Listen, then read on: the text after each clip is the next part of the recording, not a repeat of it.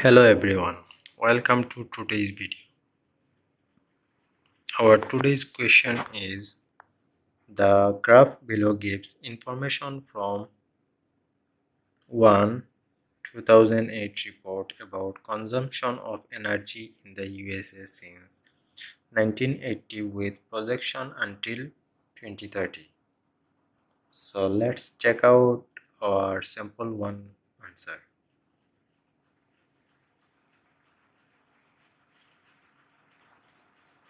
The line graph compares the consumption of 6 different kinds of energy in the USA from 1980 to 2030.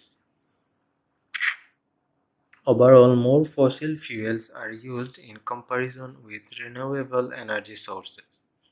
The general trend for the energy consumption is upward over the period shown.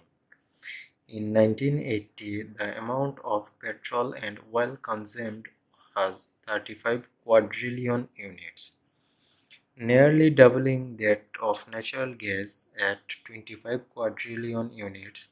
Slightly less coal was burned at that time, with its figure being just over 15 quadrillion units. In comparison, the consumption of natural energy was equal, standing at under 5 quadrillion units each. In 2030, more petrol and oil are expected to be burnt and its consumption will still maintain its leading position at just under 50 quadrillion units. Despite some variations over the time shown, the amount of coal used is predicted to outnumber that of natural gas, with about 30 and 25 quadrillion units burned, respectively. For the renewable energy sources, the prediction is that its figures will be on a minimal rise of only under 5 quadrillion units, and hydropower will record the lowest energy consumption in 2030. Our second sample answer is the line graph shows energy consumption by fuel type in the United States from 1980 to 2008, with projected uses until 2030. Overall, fossil fuels have been the dominant type and will continue this trend into the future. Nuclear and renewable energy sources have represented a small but significant proportion of total energy use, and despite small projected gains, it is projected that they will continue doing so. Petrol and oil command the biggest share with 35 quadrillion units in 1980, rising to approximately 40 quadrillion in 2008. And this trend is set to continue with a projected value of nearly 50 quadrillion in 2030. In 1980, natural gas and coal came in second and third, with around 16 quadrillion and 20 quadrillion respectively. However, coal overtook natural gas in 1990, and despite some fluctuation, is said to be the second most used fuel in 2030 with just over 30 quadrillion. It is predicted that natural gas will level off and remain relatively constant at about 25 quadrillion. Nuclear and the renewable energies all represented around 4 quadrillion in 1980 and fluctuated up until 2008. It is speculated that nuclear energy will reach 10 quadrillion by 2030 and solar or wind around 5 quadrillion, with hydropower dropping then and then remaining constant at approximately 2 quadrillion. Our task 2 is every year several languages die out. Some people think that this is not important because life will be easier if there are fewer languages in the world. To what extent do you agree or disagree with this opinion? It is argued that the extension of many languages annually is not a real problem because it will not impede communication. I strongly agree that the convenience of using a few key languages make the dying out of less spoken dialects acceptable. The first reason for supporting the disappearance of some minority languages is it will erase language obstacles among people from different corners in the world. People from different nations cannot learn advances in child education from Japanese mother because of language differences. Or we may fail to learn from the same outstanding achievements in medical study of France since we cannot comprehend documents in France.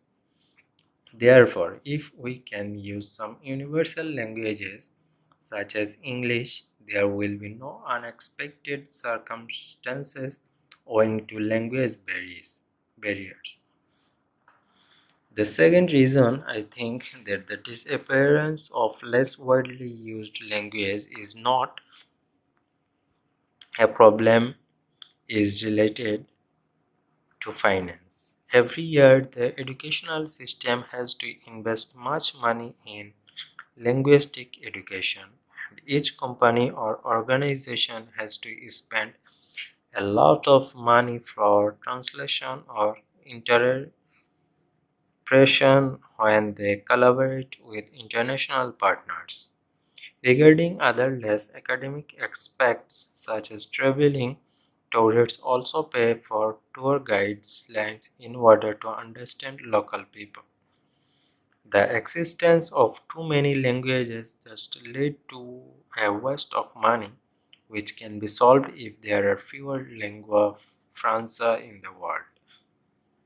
In conclusion, I strongly believe that the extinction of some less spoken language would be a great change, giving us more convenience in the global village. Our sample 2 is it is argued that the annual extinction of many languages is not a problem because having just a few languages leads to a more convenient life. It is disagreed that the convenience of using just a few key languages makes the dying out of less spoken dialects acceptable. This essay will first discuss the importance of language to culture and secondly the fact that learning a few common languages is unrealistic, followed by a reasoned conclusion. A language is not just a group of spoken words, but the key to someone's culture. Language has evolved over thousands of years to reflect what it means to be from a particular place. For example, the Irish language has one of the widest vocabularies in the world and reflects their tradition of storytelling. Despite this, English has become the first language of the Irish, as many feel it makes it easier to communicate with the world.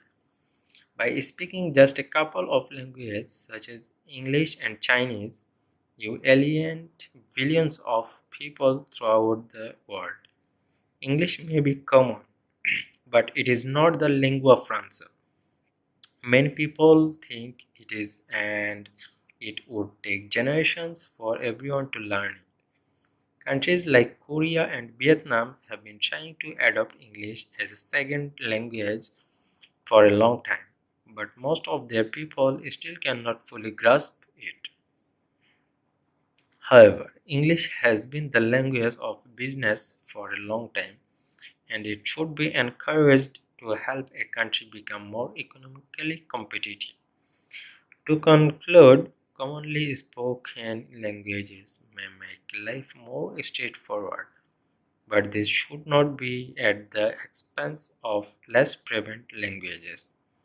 In order to avoid the erosion of culture and the alienation of many countries. So, here is the end of the video.